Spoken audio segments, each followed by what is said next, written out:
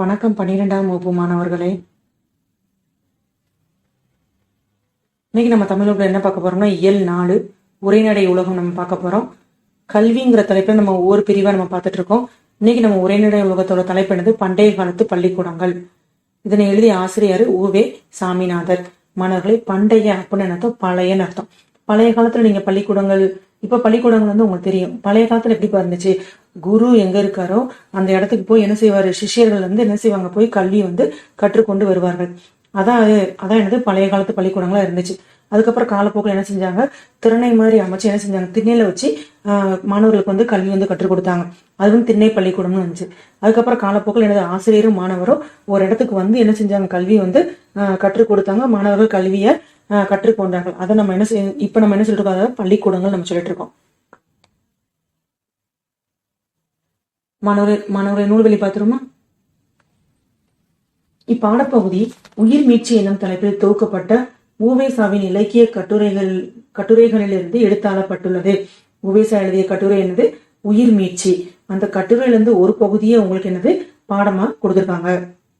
அதாவது அவர் எழுதினது பாருங்க, உயிர் மீட்சிங்கிறத யார் எழுதினது? உவேசா எழுதிய இலக்கிய கட்டுரையிலிருந்து ஒரு பகுதியை உங்களுக்கு கொடுத்திருக்காங்க. தமிழ் தாத்தா என அழைக்கப்பெற்ற உவேசா இணையற்ற ஆசிரியர், புலமை பெருங்கலன், சிறந்த எழுத்தாளர், பதிப்பாசிரியர். ஏன் அவரை தமிழ் தாத்தான்னு சொல்றாங்கன்னா, தமிழ் மீது அவ்வளவு ஆர்வம் உடையவர் அப்படின்னு சொல்லி சொல்றாங்க. சரியா? உவேசா அப்படின்னா உத்தமதானபுரம் வேங்கடசாமி சுப்பேர் மகனான சாமிநாதன். அதனால இவர் அந்த பேரை அப்படி சுருக்கி என்ன வச்சிட்டாரு? உவேசா அப்படின்னு சொல்லி தன்னுடைய பேரை சுருக்கி வச்சுக்கிட்டாரு. இவர் மட்டும் மொத்தம் 84 நூல்களை வந்து பதிப்பித்துள்ளார். ஏன்னா அந்த காலத்துல வந்து எல்லா நூல்களும் எப்படி ஓலைச்சுவடியில தான் இருந்துச்சு. அப்போ ஓலைச்சுவடியில இருக்கிற நூல்கள் எல்லாம் யாரா பதிப்பிப்பாங்க? அந்த நூல்களை எப்படி பதிப்பிப்பாங்க? மக்கள் எளிய முறையில் எப்படி கற்றுக்கொள்வாங்கன்னு சொல்லி ஆர்வம் கொண்ட புலவர்கள் ஒருத்தர் தான் யாரு? இந்த உவே சாமிநாத ஐயர். சரியா? அப்ப மொத்தம் இவர் வந்து 84 நூல்களை வந்து ஓலைச்சுவடியில இருந்து எனது 84 நூல்களை வந்து எழுதியிருக்காரு. சரியா? அப்ப ஓலைச்சுவடியில வந்து 84 நூல் இருக்கு. அந்த 84 நூல்களையும் தன்னுடைய புத்தகத்துல, அதாவது அச்சு பதிப்பு கொண்டவர் யாரு? உவேசா. நல்லா தெரிஞ்சுக்கோமானவர், இவர் 87 வயது வரை தமிழுக்காகவே தொண்டு புரிந்துள்ளார். இவரை பத்தி நம்ம இன்னும் சொல்லணும்னா 96, அதாவது குறிஞ்சி பாட்டுல வந்து மொத்தம் வந்து 99 பூக்கள் இருக்கும். 96 பூக்கள் கொண்ட ஓலைச்சுவடி வந்து கிடைச்சிருச்சு. 3 பூக்கள் கொண்ட ஓலைச்சுவடி மட்டும் இவர் கிடைக்கல. அப்ப அந்த 3 பூக்கள் கொண்ட ஓலைச்சுவடி கிடைக்கிறதுக்காக இவர் அவ்வளவு கஷ்டப்பட்டு எனது அந்த 3 பூக்களுடைய ஓலைச்சுவடிய என்னதை கண்டுபிடிச்சு 99 பூக்கள்லையும் இவர் தான் என்ன செஞ்சிருக்காரு? அந்த பூக்களுடைய பேரை கண்டுபிடிச்சவர் யாரு? இந்த உவே சாமிநாத ஐயர்.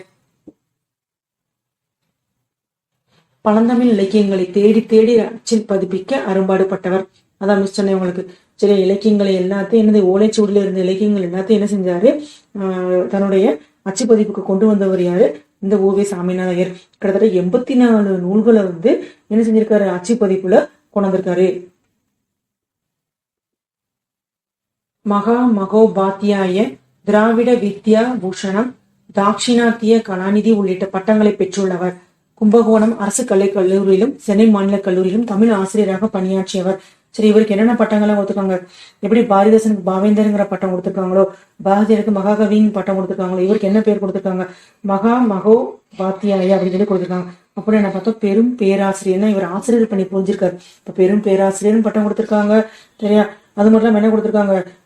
கல்வி கற்பதில் சிறந்தவருங்கிற அர்த்தத்திலையும் பட்டம் கொடுத்துருக்காங்க. தாட்சிணாத்திய கலாநிதி அப்படின்னு என்ன? தென்கலை மாச்செல்வர் அப்படிங்கிற பட்டம் இவருக்கு என்னது கொடுத்திருக்காங்க. அது மட்டும் இல்லாம இவர் என்னது ஆசிரியர் பணி புரிஞ்சிருக்காரு. நம்ம பார்த்தா கும்பகோணம் அரசு கலைக்கல்லூரியிலும் சென்னை மாநில கல்லூரியிலும் என்னது தமிழ் ஆசிரியரா பணிபுரிந்தவர் தான் யாரு? உவே சாமிநாத ஐயர். 1932 சென்னை பல்கலைக்கழகத்தினால் டாக்டர் பட்டம் பெற்ற பெருமைக்குரியவர். சென்னை பல்கலைக்கழகம் இவருக்கு என்னது டாக்டர் பட்டம் வந்து கொடுத்திருக்காங்க. 1932 இவருக்கு வந்து கிடைச்சிருக்கு.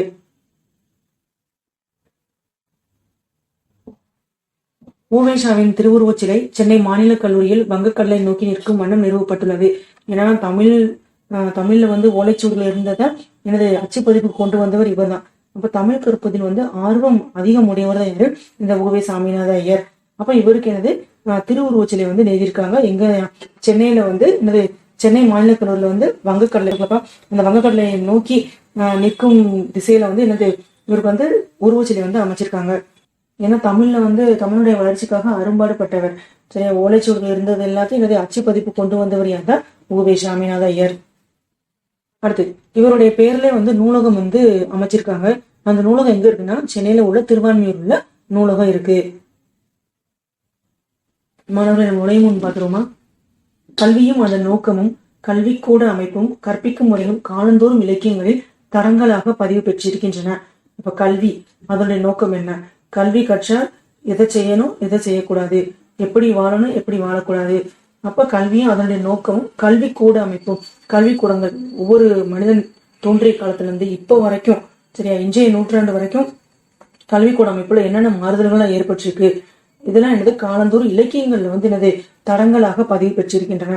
சரியா, அந்த காலத்துல காப்பிய இலக்கியத்துல இன்றைய இக்கால இலக்கியம் வரைக்கும் என்னது கல்விக்குன்னு என்ன ஒரு முக்கியத்துவம் கொடுத்திருக்காங்க.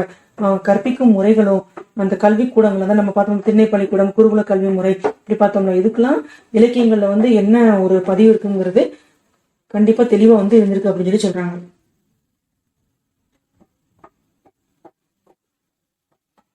அவ்வகையில் அக்கால அறிஞர்கள் 19ஆம் நூற்றாண்டின் திண்ணை பள்ளிக்கூட விளைச்சல்கள் அந்நாளைய கற்பித்தல் முறைகளை பழையன என்று புறந்தள்ளி விடாமல் தேவையானவற்றை தேர்ந்து பயன்படுத்தினால் அவை இன்றைய கல்விக்கு ஏற்ற உரமாக ஆகத்தக்கவை. என்ன சொல்றாங்க? அப்ப அக்கால அறிஞர்கள்லாம் 19ஆம் நூற்றாண்டில், சரியா, ஏன்னா முந்தைய காலத்துல நம்ம பார்த்தோம் திண்ணை பள்ளிக்கூடம் குருகுல கல்வி இருந்துச்சு. அதுக்கப்புறம் இந்த திண்ணை பள்ளிக்கூடம் இருந்துச்சு. நம்ம ஒன்ஸ் உங்களுக்கு படம் போட்டிருக்கேன். சரியா, ஆசிரியர் என்னது திண்ணையில உட்காந்து கல்வி கற்கிறாங்க. ஆசிரியருடைய வீட்டு முன்னாடி தருணம் இருக்கும். அந்த தருணையில உட்காந்து என்ன செய்வாங்க? மாணவர்கள் படிப்பாங்க. அப்ப நாளைய கற்பித்தல் முறைகளை அதெல்லாம் பழைய காலத்து கல்வி முறை அப்படின்னு சொல்லி என்னது யாருமே புறந்தள்ளி விடல. 19ஆம் நூற்றாண்டுலாம் கிட்டத்தட்ட பாரதிதாசன் வாழ்ந்த காலம் தான் என்னது 19ஆம் நூற்றாண்டு. அப்ப அவங்களும் என்ன செஞ்சாங்க? இதெல்லாம் பழைய கல்வி முறை அப்படின்னு சொல்லி அவங்களும் என்ன செய்யல? புறம் தள்ளவில்லை. அப்ப தேவையானவற்றை பயன்படுத்தினால் இன்றைய கல்வி முறைக்கு அது என்னது ஒரு உகந்ததாக இருக்கும், ஏற்றதாக இருக்கும்னு நினைச்சு என்ன செஞ்சாங்க? அவங்களும் அந்த கல்வி முறை ஏற்றுக்கொண்டு கல்வி கற்றார்கள். Chennai Purasaiwalkam sir M.C.D. முத்தையா உயர்நிலைப்பள்ளி ஆசிரியர் சங்கத்தின் முதல் சொற்பொழிவாக 20/7/1936 நிகழ்த்தப்பட்டு 16/8/1936 சுதேசமித்திரன் வார இதழில் வெளியான கட்டுரை. மாணவர்களே, இது யாரு? நம்ம உவேசாவை பத்தி யார் எழுதின கட்டுரை? அவர் பேர் என்னப்பா? Sir M.C.D. முத்தையா. அவர் என்ன செஞ்சிருக்காரு? உவேசாவை பத்தி கட்டுரை எல்லாம் எழுதியிருக்காரு. அது மட்டும் இல்லாம என்னது உவேசா ஒரு நூல்ல கட்டுரை பள்ளிக்கூடங்களை பத்தி எழுதியிருக்காரு.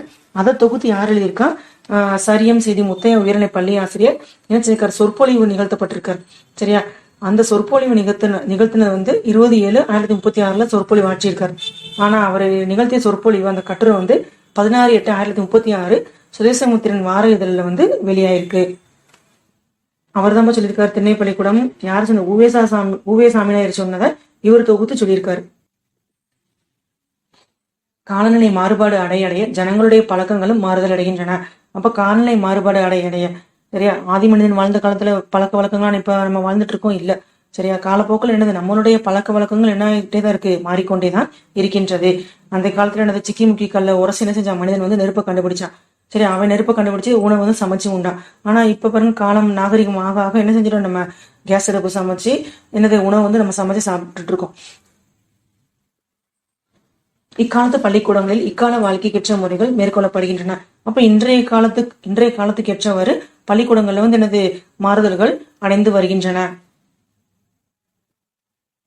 பழைய காலத்து பாடசாலைகளில் வழங்கி வந்த முறைகளோ வேறு வகை. இப்ப பழைய காலத்து பாடசாலைகள் என்னப்பா? பள்ளிக்கூடங்கள். சரியா, பழைய காலத்து பள்ளிக்கூடத்திற்கும் இந்த காலத்து பள்ளிக்கூடத்திற்கும் என்னது முற்றிலும் வேறுபாடு அதிகம்.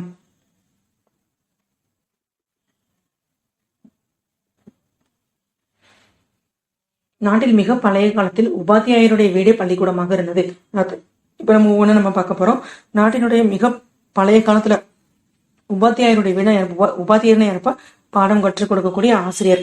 அவருடைய வீடு தான் என்னது பள்ளிக்கூடமாக இருந்துச்சு. அவர் வீட்டுல போய் தான் மாணவர்கள் கல்வி கற்றுக்கொண்டார்கள். அதை குருகுலம் என்பார்கள். குரு எங்க இருக்காரோ அவரை போய் என்னது தேடி போய் மாணவர்கள் கல்வி கற்றுக்கொண்ட முறை என்னது குருகுல கல்வி. கணக்காயர் என்பது உபாத்தியாயருக்கு பெயர். கணக்கு என்பது நூலின் பெயர். நூல்களை சொல்லிக் கொடுப்பதால் ஆசிரியருக்கு என்ன பேரு வந்துச்சு? உபாத்தியாயர் என்று பெயர் வந்துச்சு.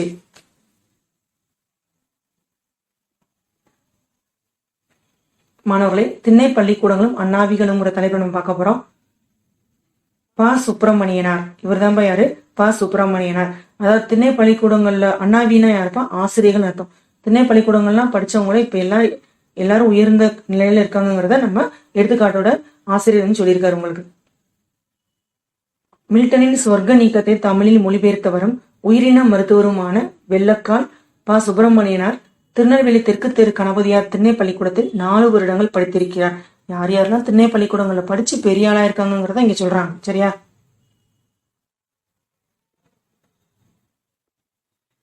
அடுத்து சோமசுந்தர பாரதியார். இவர் என்னது திண்ணை பள்ளிக்கூடங்கள் தான் படிச்சிருக்காருன்னு சொல்லி சொல்றாங்க. சரியா? இவர் வந்து என்னது பாரதியாருடைய நண்பராம். சரியா? பாரதியின் நண்பரும் வழக்குரைஞர் இருப்ப வக்கீல், தமிழ் அறிஞரும் தமிழ் பற்றி ஆராய்ச்சி செய்தவருமான நாவலர்னா யாரு? புலவர். சோமசுந்தர பாரதியார் எட்டயபுர திண்ணை பள்ளிக்கூடத்திலும் சிலப்பதிகார உரையாசிரியர் வேங்கடசாமி வல்லம் குருசாமி வாத்தியார் திண்ணைப்பள்ளியிலும். சரியா? யாரு பார்த்தோம்? சோமசுந்தரம் பாரதியாரும் திண்ணை பள்ளிக்கூடத்தை தான் படிச்சிருக்காரு. அதுக்கப்புறம் சிலப்பதிகாரத்துக்கு உரை எழுதிய வேங்கடசாமி வல்லம் குருசாமி அவர் என்னது திண்ணை பள்ளிக்கூடத்துல தான் படிச்சிருக்காங்க. டாக்டர் சுபமாணிக்கம். மதுரை பல்கலைக்கழக துணைவேந்தராக இருந்த டாக்டர் சுபமாணிக்கம் மகிபாலன்பட்டி நடேசனார் திணை பள்ளிக்கூடத்திலும் படித்தனர். சரியா? யாரு? சுபமாணிக்கமும் என்னதான் மகிபாலன்பட்டி நடேசனாருங்கிற பேர்ல உள்ள என்னது திண்ணை பள்ளிக்கூடத்துல அவர் போய் படிச்சிருக்காரு. இதெல்லாம் இந்த நூல்கள்லாம் தொகுத்து சொன்னவர் யாருன்னா பேராசிரியர் க பெருமாள். இரட்டை அர்த்தங்கள் மாண்டு போகவில்லைங்கிற நூல்ல வந்து என்னது அவர் குறிப்பிட்டத ஆசிரியர் வந்து நமக்கு எடுத்து சொல்லியிருக்காரு. இப்ப திண்ணை பள்ளிக்கூடங்களை படிச்சவங்களும் இன்னைக்கு வாழ்க்கையில சாதிச்சிருக்காங்கிறத இங்க ஆசிரியர் வந்து உங்களுக்கு சொல்லியிருக்காரு. மன்றங்கள். ஊர்தோறும் பொதுவான இடத்தில் ஒரு பெரிய மரத்தினடியே மேடை ஒன்று அமைக்கப்பட்டிருக்கும். என்ன செய்வாங்களா? ஊருக்கு நடுவுல, சரியா, ஒரு பொதுவான இடத்துல என்ன செய்வாங்களாம்? ஒரு பெரிய மரம், ஆலமரமோ அரச மரமோ இது மாதிரி என்னது பெரிய மரத்துக்கடியில என்னது ஒரு மேடை மாதிரி இருக்கும். சரியா? நீங்க நிறைய படத்துல நீங்க பாத்துப்பீங்க, மரத்துக்கடியில கீழே என்னது ஒரு மேடை மாதிரி இருக்கும். அந்த மேடையில வச்சு என்ன செஞ்சிருக்காங்க? பள்ளிக்கூடம் வந்து நடத்திருக்காங்க. அதனை மன்றம் என்றும் அம்பலம் என்றும் கூறுவர். அந்த மேடைக்கு பேர் என்னது? மன்றம் என்றும் அம்பலம் என்றும் கூறுவர். இப்ப மன்றம் என்பது என்னது? மரத்தடியில் உள்ள திண்ணையே. மன்றம் என்னப்பா? அந்த மரத்துக்கடியில ஒரு தருணம் மாதிரி இருக்கும். இப்ப நீங்க ஆள்லாம் உட்காந்து நாட்டாம தான் அவர் பஞ்சாயத்து பண்ணுவார்ல, அது மாதிரிதான் உட்காந்து பஞ்சாயத்து பண்ணுவார். அதான் அந்த காலத்துல என்ன சொல்லியிருக்காங்க? மன்றம் அப்படின்னு சொல்லியிருக்காங்க. அதுதான் காலப்போக்கில் நடந்து திண்ணை பள்ளிக்கூடமா மாறிச்சு. இயற்கையாக உள்ள மரத்தடியிலும் வனங்களிலும் சென்று பழைய காலத்து மாணாக்கர்கள் கல்வி கற்றனர். அப்ப இயற்கையாக உள்ள மாணவர்கள் என்ன செஞ்சாங்க? குரு எங்க இருக்காரோ அங்க போய் கல்வி கற்றாங்கன்னு நம்ம பார்த்தோம். அது குருகுல கல்வி நம்ம பார்த்தோம். ஆனா அந்த இயற்கை பின்னணியின் பாத்தீங்கன்னா சூப்பரா இருந்திருக்கும். அப்படியே மரங்கள்லாம் என்னது அப்படி பார்க்க நிறைய மரங்கள் சூழ்ந்த பகுதியா இருக்கும். பக்கத்திலே ஆறுகள் ஓடும். அப்படிப்பட்ட சூழ்நிலை என்ன செஞ்சிருக்காங்க? மாணவர்கள் கல்வி வந்து கற்றிருந்திருக்காங்க. வனங்கள் என்னப்பா? காடு. இப்பொழுது பள்ளிக்கூடம் இருக்கும் இடத்தில் செடி கொடிகளை வருவித்து வனம் உண்டாக்குகிறோம். ஆனா இப்ப பள்ளிக்கூடத்தை கட்டிட்டு அங்க என்ன செய்யறோம்? நம்ம செடி கொடிகளை நம்ம நட்டு வைக்கிறோம். நாடகத்தில் வனங்களை திரையில் எழுதி தொங்க விடுவது போல பள்ளிக்கூடங்களில் சட்டியிலும் வாயில்களிலும் செடி கொடிகளை வளர்க்கிறோம். நாடகத்துல என்னது? வனங்கள்னு சொல்லி என்னது நம்ம திரையில தொங்க வரோம். வனம் அப்படின்னு இது காடு அப்படிங்கிறது தெரியும். அப்படிதான் என்ன செஞ்சிருக்காங்க? வந்து நடிச்சிருக்காங்க. சரியா? அதை தொங்க விடுவது போல என்னது பள்ளிக்கூடங்கள்ல நம்ம என்ன செய்யறோம்? சட்டியிலையும் வாயில்கள் என்ன செடி கொடிகளை வளர்க்கிறோம். நம்ம அந்த பையன் வளர்க்குறாங்க, மிஸ் படத்துல போட்டுக்கே பாத்தீங்களா? இப்ப நம்மளும் எப்படி நம்ம பூந்தொட்டியில என்ன செய்யறோம்? நம்ம செடியை வந்து நம்ம வளர்க்குறோம். பள்ளிகள். மரத்தடியில் இருந்த பள்ளிக்கூடங்கள் நாளடைவில் சிறு குடிசைகளாக மாறின. இப்ப மரத்துக்கடியில் இருந்த பள்ளிக்கூடங்கள் எனது காலப்போக்கில் என்ன ஆயிடுச்சு? சிறு குடிசைகளா மாற ஆரம்பிச்சிச்சு. பல இடங்களிலே மடங்களில் பாடசாலைகள் உண்டாயின. மடங்கள் நீங்க திருப்பரங்குன்றம்லாம் நீங்க பாத்திருப்பீங்க. அங்க கோயில் என்ன செஞ்சிருப்பாங்க? அந்த மாணவர்கள் என்ன செய்வாங்க? அங்க போய் கல்வி வந்து கற்கிற மாதிரி இருந்துச்சு. முந்திலாம் அப்படிதான் இருந்துச்சு. பள்ளி என்னும் சொல் ஜைன மடங்களுக்கும் பாடசாலைகளுக்கும் பொதுவான பெயர். பள்ளி என்னும் சொல் ஜைன என்னப்பா? சமண மதம். சரியா? அப்ப மடங்களுக்கும் பாடசாலைகளுக்கும் பொதுவான பெயர் தான் என்னது? பள்ளி. பாடசாலைகள் வேறு மடங்கள் வேறு என்ற வேறுபாடின்றி இரண்டும் ஒன்றாகவே கருதப்பட்டமையில் பள்ளி என்னும் பெயர் இரண்டிற்கும் பொதுவாக வழங்கியது என்று தோற்றுகின்றது.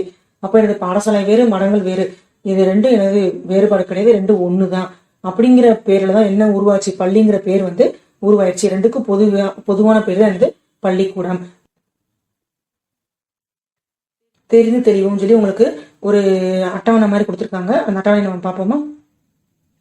வித்யாரம்பம் அப்படின்னு என்னத்தோ கல்வி தொடக்கம். இதெல்லாம் நீங்க தெரிஞ்சிருக்கணுங்கிறக்க உங்களுக்கு ஒரு பெட்டி செய்தி மாதிரி கொடுத்துருக்காங்க.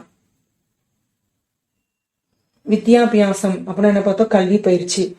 சரியா, கல்வி நம்ம ப்ரீகேஜி பிள்ளைங்க நம்ம ஸ்கூல் வந்து கல்வி கற்க வருவாங்க. அப்ப நெல்லில் எழுதுவாங்க. சரியா, நெல்லில் என்ன செய்வாங்க, ஆசிரியர் ஆ போட்டு காப்பாங்க. அதுமாதிரி என்ன செய்வாங்க, மாணவர்கள் வந்து ஆங்கிறது எழுதுவாங்க. கல்வி வந்து ஆரம்பமாகிற நிலைமையை அப்படி சொல்லுவாங்க, வித்யாரம்பம் அப்படின்னு சொல்லி சொல்லுவாங்க. உபாத்தியாயர் அப்படின்னா யாருப்பா, ஆசிரியர். அக்ஷராபியாசம் அப்படின்னு எழுத்து பயிற்சி. கீழ்வா இலக்கம் அப்படின்னா பின்ன எண்ணி கீழ்த்தொகை. கீழ்வா இலக்கம் என்னத்தும் பின்ன எண்ணி கீழ்த்தொகை. மிஸ் வந்து கொடுத்துருக்கேன், பின்ன எண்ணி அப்படின்னு கொடுத்துருக்கேன். நீங்க இதை ஆங்கிலத்தில் சொல்ல என்ன சொல்லுவாங்க, ஃபிராக்ஷன் அப்படின்னு சொல்லி சொல்லுவாங்க. மேல்வா இலக்கம் அப்படின்னு பின்ன எண்ணி மேல் தொகை. பின்ன எண்ணி மேல் தொகை என்ன சொல்லுவாங்க, மேல்வா இலக்கம் அப்படின்னு சொல்லி சொல்லுவாங்க. இலக்கம் அப்படின்னு என்னப்பா, டிஜிட் அப்படின்னு நம்ம சொல்லுவோம் பாத்தீங்களா, அதான் இங்க தமிழ் இலக்கம் அப்படின்னு சொல்லி சொல்லியிருக்காங்க. குழிமாற்று அப்படின்னு பெருக்கல் வாய்ப்பாடு. பாருங்க அந்த காலத்துல எப்படி கணக்குக்கெல்லாம் ஒரு பேர் வச்சிருக்காங்கன்னு சொல்லி பாத்தீங்களா. குழிமாற்று என்னத்தோ பெருக்கல் வாய்ப்பாடுக்கு என்ன பேர் வச்சிருக்காங்க அந்த காலத்துல, குழிமாற்றுன்னு பேர் வச்சிருக்காங்க.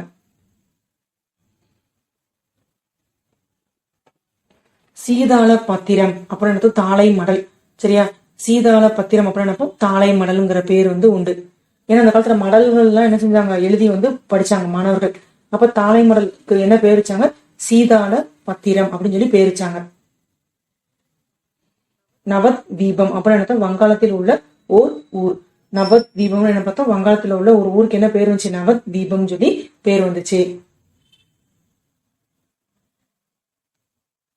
வித்யாரம்பம் முதலில் 5ஆம் பிரயத்தில். சரியா, பிரயாம்னு என்னப்பா வயசுல 5 வயசுல என்ன செஞ்சாங்க, மாணவ குழந்தைகள் என்ன செய்வாங்க, பெற்றோர்கள் வந்து பள்ளிக்கூடத்துல போய் சேர்ப்பாங்க. சரியா, அப்ப என்ன செய்வாங்களாம், போய் அம்மா அப்பா என்ன செய்வாங்க, ஆசிரியரே நீங்க தான் என்ன செய்யணும், எங்க பிள்ளைய நீங்க தான் நல்லபடியா பாத்துக்கணும், உங்க பிள்ளை மாதிரி நீங்க பாத்துக்கணும்னு சொல்லி என்ன செய்வாங்க, பெற்றோர்கள் வந்து ஆசிரியர்கிட்ட வந்து ஒப்படைச்சிட்டு வந்து வருவாங்க. பிள்ளைகளை பள்ளிக்கூடத்தில் வைக்கும் காலம் ஒரு பெரிய விசேட நாளாக கொண்டாட பெறும். சரியா, அப்ப பிள்ளைகளை போய் பள்ளிக்கூடத்துல போய் சேர்க்கறதுனால என்னது ரொம்ப கிராண்டா வந்து கொண்டாடுவாங்களாம். சரியா, நம்ம ஸ்கூல்ல அப்படிதான். சரியா, அந்த பிள்ளைக்கு என்னது நிறைய அந்த பிள்ளைக்கு பிடிச்ச பொருட்கள்லாம் நம்ம ஸ்கூல்ல என்ன செய்வாங்க, கொடுப்பாங்க. ஏட்டின் மீது மஞ்சள் பூசித்து பையனிடம் கொடுத்து வாசிக்க செய்வார்கள். உபாத்தியாயர் நெடுங்கணக்கை சொல்லிக் கொடுக்க மாணாக்கன் அதனை பின்பற்றி சொல்லுவான். அப்ப இந்த ஏடு மீது என்ன செய்வாங்க, ஓலைச்சுவடி மீது என்ன செய்வாங்க, நல்லா அழகா மஞ்சளை பூசி என்ன செய்வாங்க, அந்த பையன்கிட்ட கொடுத்து என்ன செய்வாங்களா, வாசிக்க சொல்லுவாங்க. அது மட்டும் இல்லாம என்னது, நெடுங்கணக்கை வந்து ஆசிரியர் சொல்லிக் கொடுக்க மாணாக்கன் அதனை பின்பற்றி சொல்லுவான். சரி, நெடுங்கணக்கு அந்த ஓலைச்சுவடியில உள்ள கருத்தை ஆசிரியர் சொல்லுவாரு, அதை பின்பற்றி யாரா, மாணவன் வந்து சொல்லுவானா. இப்படி உபாத்தியாயர் ஒன்றை சொல்ல அதை மாணாக்கர்கள் பலரும் சேர்ந்து சொல்வதை முறை வைப்பது என்று கூறுவார்கள்.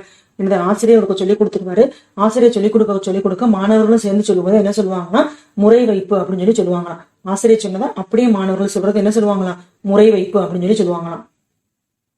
உபாத்தியாயருக்கு பிரதியாக சில சமயங்களில் சட்டாம்பிள்ளை முறை வைப்பது உண்டு. அது என்னப்பா சட்டாம்பிள்ளை அப்படின்னு, இப்ப நீங்க லீடர்னு சொல்றீங்கல்ல, லீடர் சொல்லி கொடுப்பாங்களா, அதான் என்னது சட்டாம்பிள்ளை அப்படின்னு சொல்லி சொல்லுவாங்க. ஆசிரியர் இருந்து சொல்லிக் கொடுத்தத எனது ஆசிரியர் சொல்லுவாங்க, இதை நீ சொல்லிக் கொடு அப்படின்னு சொல்லி, நீ முன்னாடி சொல்லிக் கொடுன்னு சொல்லி சொல்லுவாங்க, லீடர் சொல்லுவாங்களா, அதான் என்ன சொல்லுவாங்க அந்த காலத்துல சட்டாம்பிள்ளை அப்படின்னு சொல்லி சொல்லுவாங்க. பிரதியாக என்ன பார்த்தோம், பதிலாக அர்த்தம். அப்ப ஆசிரியருக்கு பதிலாக சில சமயங்கள் சில நேரங்கள் என்ன செய்வாங்களா, மாணவன் முன்னின்று போய் என்ன செய்வானா அந்த பாடத்தை பிற மாணவர்களும் சொல்லிக் கொடுப்பாராம்.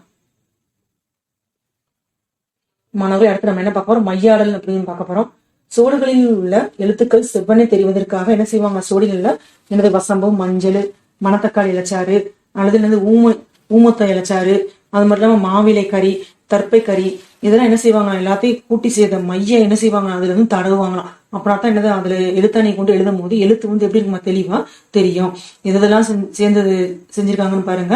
எனது வசம்பு, மஞ்சள், மணத்தக்காளி இலச்சாறு, இதெல்லாம் என்ன செய்வாங்க, அரைப்பாங்க. சரியா, ஊமத்த இலச்சாறு, அடுத்து மாவிலை கறி, மாவிலை இலை எரிச்சு அந்த கறி. சரியா, அடுத்து தற்பை புல்லு, சரி அந்த புல்லை எரிச்சு அந்த கறி எல்லாத்தையும் என்ன செய்வாங்க, சாம்பல் சொல்லுவோம்ல, அந்த சாம்பல் எல்லாத்தையும் என்ன செய்வாங்க, எல்லாத்தையும் ஒண்ணு சேர்த்து என்ன செய்வாங்க, அந்த மைய என்ன செய்வாங்க, அந்த ஓலைச்சுவடியில தடவுனா என்ன செய்வாங்க, அந்த ஓலைச்சுவடியில எழுத்தாணியை கொண்டு தடவும். அந்த தடவுனதுக்கு அப்புறம் அந்த எழுத்தாணை கொண்டு எழுதணும்னா இந்த எழுத்து எப்படி இருக்கும், அப்படி தெளிவா தெரியுமா. சரியா, அந்த மைய எழுத்துக்களை விளக்கமாக காட்டுவதோடு கண்ணுக்கும் குளிர்ச்சியை தரும். அப்ப அந்த மை தடவுன தடவுனது மேல எழுத்தாணி கொண்டு எழுதுறதுனால என்னதாகும், அந்த எழுத்துக்கள் எல்லாம் தெளிவா தெரியுமா. அப்படி எழுதுறதுனால அதை திருப்பி நம்ம படிக்கும்போது கண்ணுக்கு எப்படி இருக்குமா, குளிர்ச்சியை வந்து தரும் அப்படின்னு சொல்லி சொல்றாங்க. ஏன்னா எல்லாமே அதுல இருக்கு, எல்லாமே என்னது மூலிகை சாறு. அப்ப அது வந்து என்னது, நம்ம எப்ப பார்த்தா எப்ப நம்ம படிச்சாலும் என்ன ஆகுமா, அதுக்கு வந்து கண்ணுக்கு வந்து நன்மையை தரும் அப்படின்னு சொல்லி சொல்றாங்க. இங்கே மை தடவி புத்தகத்தை வாசிக்க தொடங்குவதனால் அக்ஷராபியாசத்தை மையாடல் விழா என்று சொல்லுவார்கள். இப்ப மைய தடவி புத்தகத்தை நம்ம வாசிக்க தொடங்குறத என்ன சொல்லுவாங்களாம், அதை வந்து அக்ஷராபியாசம், அதுக்கு பேர் என்னது மையாடல் விழா என்று சொல்லுவார்கள். நம்ம பாருங்க, அம்மா சொல்லுவாங்க ரொம்ப நேரம் புத்தகத்தையே பார்க்காத கண்ணு வலிக்கும் அப்படின்னு சொல்லி சொல்லுவாங்க. ஆனா அந்த ஓலைச்சுவடியில உள்ள அந்த மூலிகைகளை கொண்டு அந்த தயாரிச்ச சார தடவி நம்ம வாசிக்கும், அந்த எழுத்தாணை கொண்டு எழுதி அந்த நம்ம வாசிக்கும் போது கண்ணுக்கு ரொம்ப நல்லதுன்னு சொல்லி சொல்றாங்க. ஐயாண்டு எய்தி மையாடி அறிந்தார் கலைகள் என்பது சிந்தாமணி. ஐயாண்டு எய்தினா 5 வருஷம் ஆன உடனே என்ன செய்வாங்க, குழந்தைகளை போய் பள்ளிக்கூடத்துல வந்து சேர்ப்பாங்க. சரியா, மையாடி அறிந்தார்னா நம்ம பார்த்தோம்னா மையாடல் விழா, அந்த ஓலைச்சுவடியை வாசிக்க சொல்லுவாங்கிறத நம்ம பார்த்தோம்ல. அறிந்தார் கலைகள் என்பது சிந்தாமணி, சீவ சிந்தாமணியிலே இது பற்றி மையாடல் விழா இருந்திருக்குங்கிறத சொல்றாங்க. மஞ்சள் குளிப்பாட்டி மையிட்டு முப்பாலும் மிஞ்ச புகட்ட மிக வளர்ந்தார் அப்படின்னதான் மஞ்சள் குளிப்பாட்டி. நம்ம பார்த்தோம்ல, மஞ்சளை தடவி அந்த ஓலைச்சுவடி வாசிக்க சொன்னதை மையிட்டு முப்பாலும் அறம் பொருள் இன்பம் பற்றி அந்த நல்ல கருத்துக்கள் நிறைந்த நூல்களை எல்லாம் சரியா மிஞ்ச புகட்ட, அந்த மிஞ்ச புகட்ட எனது மாணவர்களுக்கு சொல்லி கொடுத்து நீ எனது நன்கு வளர்ந்தாய் அப்படின்னு சொல்லி தமிழ் விடு தூதுல ஒரு செய்தி வந்து இடம்பெற்று இருக்கு அப்படின்னு சொல்லி சொல்றாங்க. சரியா, அதான் நம்ம பார்த்தோம், மாணவர் வந்து என்னது ஓலைச்சுவடிய படிச்சதுக்கு அப்புறம் தான் என்ன செஞ்சிருக்காங்க, நல்லா வந்து அதுல இருக்க கருத்துக்கள் எல்லாம் தெரிஞ்சிருக்காங்க.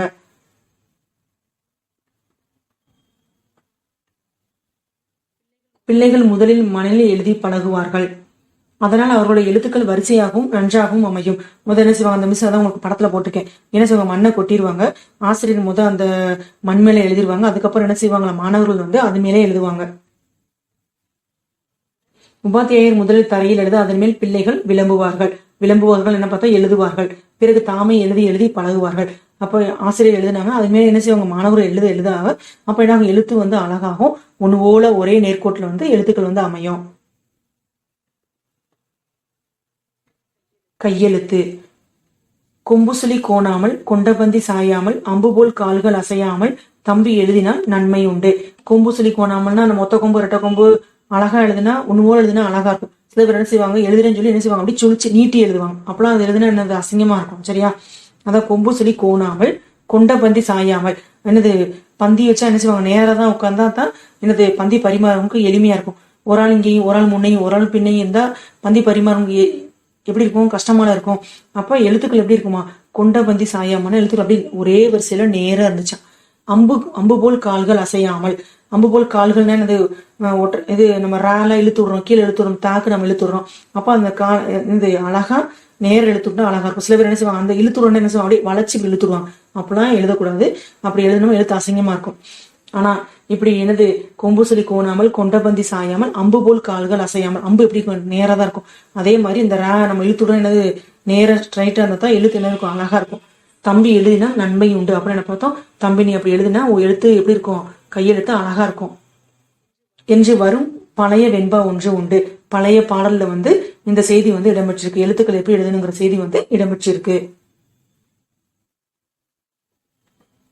எழுத்துக்கள் ஒன்றோடொன்று படாமல் வரி கோணாமல் பழைய காலத்தில் எழுதி வந்தார்கள். அப்ப எழுத்துக்கள் என்னது ஒன்றோடொன்று ஒட்டி ஒட்டி எழுதாம, சரியா, வரி கோணாமல் அப்படியே என்னது ஒரு எழுத்து இங்க போகும், ஒரு எழுத்து இன்னொரு எழுத்து இங்கிட்டு போகும், அப்படிலாம் எழுதாம நேர அந்த காலத்துல என்னது ஒன்னோடு ஸ்ட்ரைட்டா எழுதிருக்காங்க. சரியா, மேல என்ன சொல்லுவாங்களே, சில நேரம் நாங்களே சொல்லுவோம், என்ன எழுத்து என்னது நேர ட்ரெயின் மாதிரி போகுது அப்படின்னு சொல்லி சொல்லுவோம். ஆனா அந்த காலத்துல என்னது ஓலைச்சுவடியில் எழுதும் போதே பாருங்க, எழுத்தாணி கொண்டு எழுதும் போதே எவ்வளவு அழகா நேரம் எழுதியிருக்காங்கிறத நீங்க மிஸ் உங்களுக்கு நான் படமா எடுத்து போட்டிருக்கேன். ஓலைச்சுவடியை எடுத்து பாருங்க, ஓலைச்சுவடியை பாருங்க எவ்வளவு அழகா எழுதியிருக்காங்கிறத.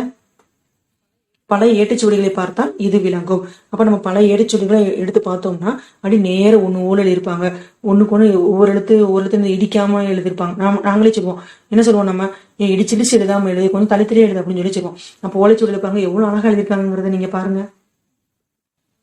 மாணவர்களே, இன்னைக்கு பண்டைய காலத்து பள்ளிக்கூடங்களை நம்ம என்னென்ன பார்த்தோம்? திண்ணை பள்ளிக்கூடங்களும் அண்ணாவிகனுங்கிற தலைப்பை நம்ம பார்த்தோம். மன்றங்கள்ல எப்படி இருக்குங்கிறத நம்ம பார்த்தோம். ஒரு பெரிய மரத்தடி இருந்துச்சு. அந்த பெரிய மரத்தடியில திறனறிஞ்சு திறனையிலே வச்சு என்ன செஞ்சாங்க? ஆசிரியர் வந்து மாணவர்கள் பள்ளிக்கூடங்கள் சொல்லி கொடுத்தாங்கிறத பார்த்தோம்.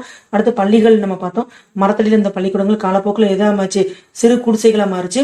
அது மட்டும் இல்லாம என்னது, சிறு குடிசைகளை வந்து என்ன செஞ்சாங்க? மாணவர்கள் வந்து கல்வி கற்றுக்கொண்டார்கள் நம்ம பார்த்தோம். வித்யாரம்பம், மாணவருடைய கல்வி ஆரம்ப நிலை எப்படி இருந்துச்சுங்கிறத நம்ம பார்த்தோம். அது ஒரு பெரிய விசேஷ நாளாக வந்து அந்த காலத்துல எப்படி கொண்டாடி இருக்காங்கிறதையும் நம்ம பார்த்தோம். அதுக்கப்புறம் மையாடல் விழா அப்படிங்கறத நம்ம பார்த்தோம்.